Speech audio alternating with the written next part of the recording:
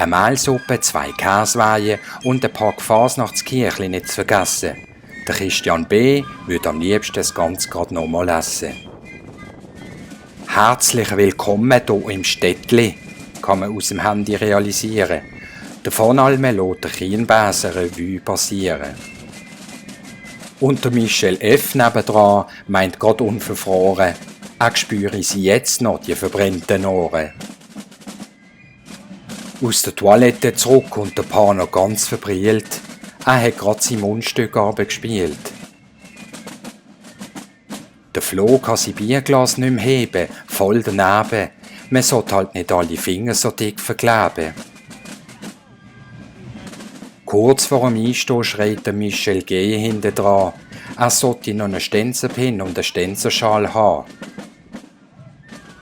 Der gesamte Vortrag tut ganz gross brillieren, die sind bereits draussen am Grillieren.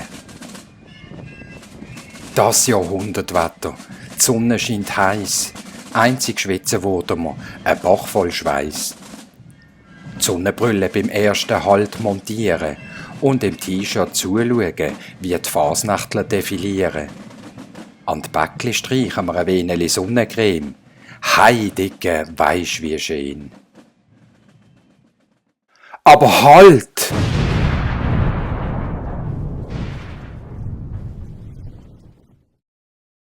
Kein Stänzer ist in der Stube unten. Es ist eben alles nur erfunden. Es gibt keine Fasnacht 2021. Das macht mein Kopf verklemmi ranzig. Ohne Kostüm und Larven, kein Instrument dabei. Es läuft kein Scheissdreck-Zügli, klicken oder gucken vorbei. Ich glaub's kaum, es kann ja fast nicht wahr sein. Es bleibt einzig ein Fasnachtsspaziergang am Rhein. Ich könnt wie ein Schlosshund flennen.